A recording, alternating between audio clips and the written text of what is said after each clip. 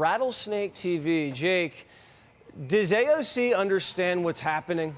When did you come here? And obviously you came here the right way. Yeah, well, I mean, I came here on a plane. Generally, it's a culture where people are morally quite good, and we want the best for people. Welcome back to Rattlesnake TV, guys. In this video, we are going to be discussing the crisis that is going on in New York City at the moment. Something that has many New Yorkers up in arms. And it's a matter that I actually went on Jesse Waters' Prime Time to discuss. So we're going to be reviewing that clip and also giving a bit more commentary on the broader situation. So just for a bit of context, let's have a look at a few clips that accurately represent the situation in New York at the moment. They walked across the border for a better life, but now they are walking out in handcuffs after police say their American dream was to commit crime. Police say a gang terrorized New Yorkers, robbing them and then hacking their phones to drain bank accounts of hundreds of thousands of dollars. Surveillance video shows the moment two masked men broke into the back of a Bronx bodega, walked up to the register, and made off with $100,000 cash. I think all the crime is getting worse right now. I mean, especially with the bikes and the mopeds and the scooters, everyone's riding around.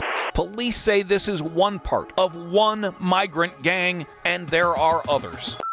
The migrants being in those hotels have destroyed them. There's a lot of alcohol in these rooms. Housekeeping is there. All we kids getting drunk together, whether it be drugs, whether it be alcohol, whether it be a gun. They stick it in the strollers, under the baby. But alcohol isn't the only issue at the Row NYC. Carlos shared incident reports and internal text messages detailing gunmen on the premises, children getting drunk, and migrants stealing from local businesses surrounding the hotel. I myself have been assaulted. I've seen other people get assaulted. Threats saying, we'll be waiting for you guys outside. Yeah. And why is that happening? Because they want to get away with doing whatever the hell they want to do.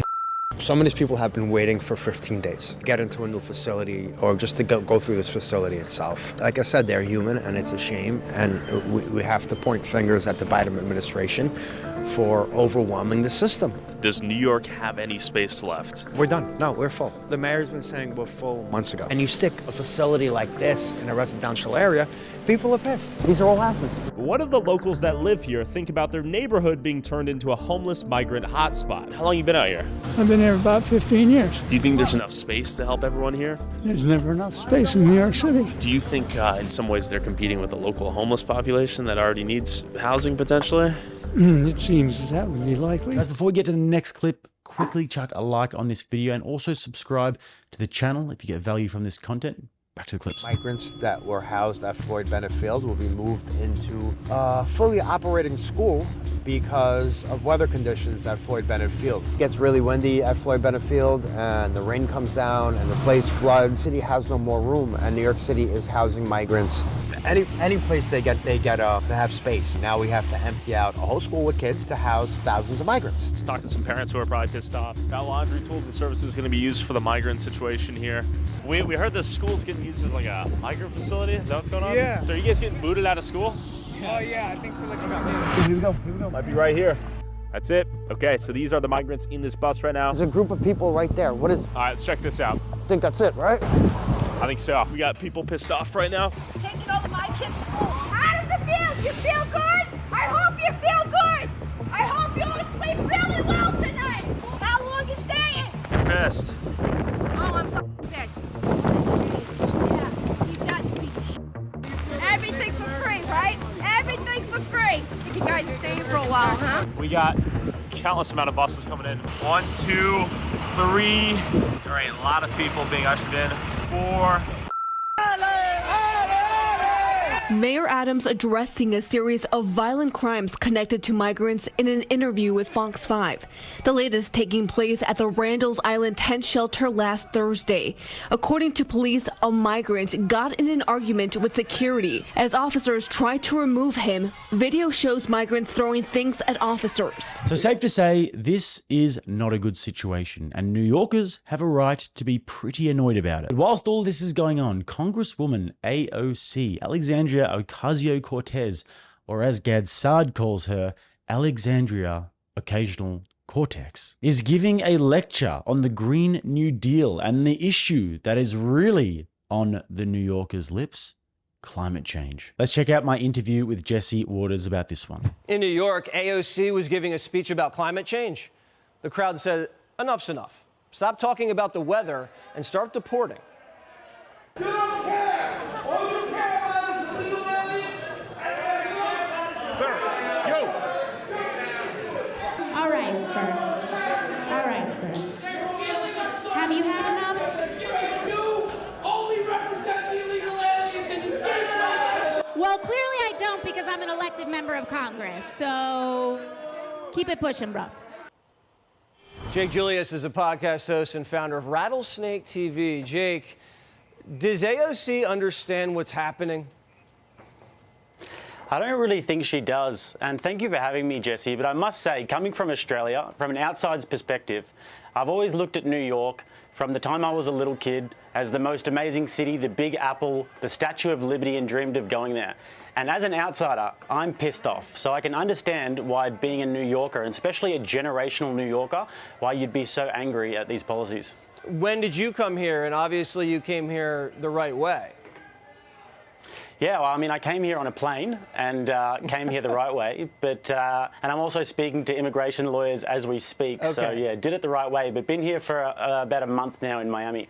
All right, so you've been in this country a month. Has anything shocked you?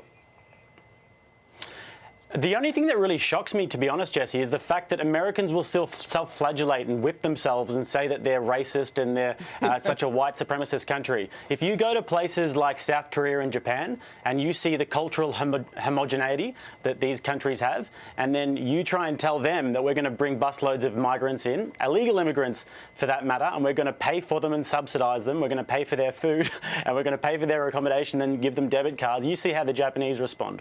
Why do you think Americans hate themselves and don't really mind letting their borders be overrun? Well, I think it's because generally it's a culture where people are morally quite good and we want the best for people.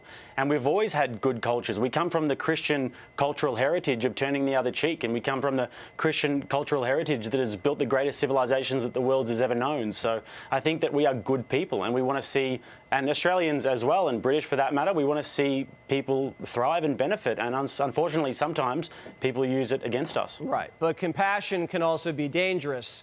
Just ask Joe Biden and Hunter what happened there. Well, I'm glad you're here. Don't get into any trouble on the road, and we'll keep you because we like you. I'll just think, what would Jesse do, hey? That's right. That'll keep you alive.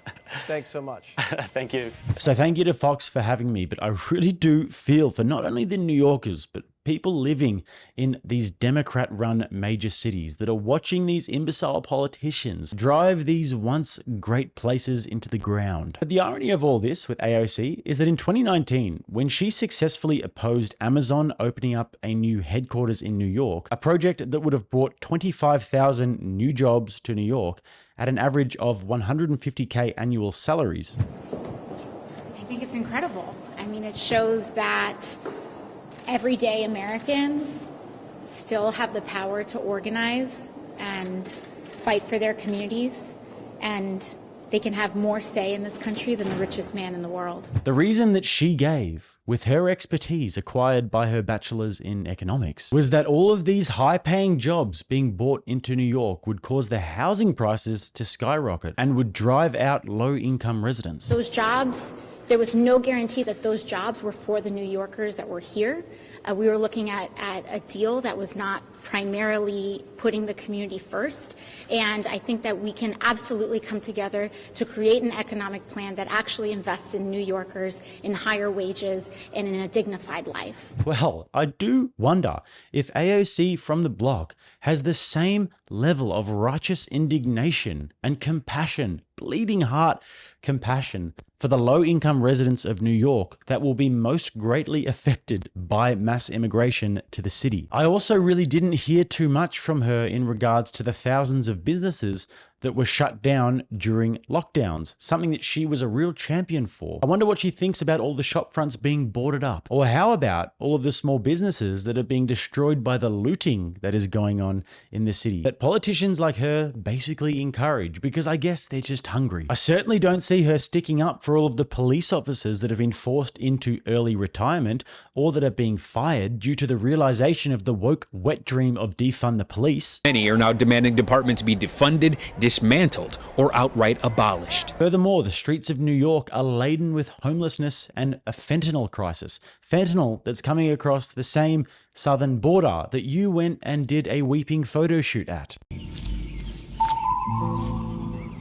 What is that actually happened? Of course it happened. I think this is a reflection of how, like... I wonder if AOC weeps the same way for the forgotten veterans that are on the streets of New York with their limbs blown off and with devastating mental defects. Will she come down from her luxury condo and do a photo shoot weeping in the streets of Manhattan? I don't think so. But just when you thought this situation could not be any more of a farce, you realize that New York is spending around $44 billion on implementing their renewable energy transition. Because politicians like AOC are obviously so scared of the sun monster. Not only are they bringing in immigrants to the city at gigantic rates, they're also giving them debit cards. And this is all on the taxpayer's dime. And just for a bit of salt in the wounds, the politicians that are destroying these great cities, the cities that you love and called home, and maybe your parents and grandparents called home, are also being funded by your hard-earned taxpayer dollars. Meanwhile, and I don't want to belabor the point, but we just have to say it, they are also using that money to prosecute in New York the one guy who people actually think will put Americans first. And that's obviously Donald Trump, one of the greatest businessmen to ever do business in New York. Somebody who not only hired thousands of people and contributed greatly to the economy, but somebody who is also emblematic of what New York used to be. A financial and cultural behemoth, a beacon of liberty, prosperity, and opportunity, and somebody with the swagger and dynamism of a quintessential New Yorker. Here is a man that builds great, iconic structures being prosecuted by people who would not have the wherewithal to put together a piece of IKEA furniture. On one team, you've got one of the great entrepreneurs in modern history. And then on the other team, you have AOC, the only waitress in history to literally bring nothing to the table. I know which team I'd prefer to be on. But final point on this, why would any businessman in his right mind want to invest in New York after seeing what has happened to Donald Trump? Maybe for Amazon, it was a blessing in disguise that this happened. What kind of an investor would want to bring their money and their assets to a state that will turn around and try and take you to the cleaners if they disagree with you politically? A state where some of the most prominent politicians are avowed socialists, and they claim to be champions of the low income demographics, and they claim to be against the corporations whilst living in luxury themselves. What has become of this place? People used to believe in New York, and now it's becoming a laughingstock. That's all evaporating. And history will demonstrate that when people start to lose faith and belief in the places that they live in, this generally precedes the fall of an empire. So, guys, find my links below. Also, if you haven't subscribed to the channel yet, smash that red button. If you'd like to watch another video, click right here. Until next time, I'm Jake. This is RattlesnakeTV, keeping you armed and dangerous.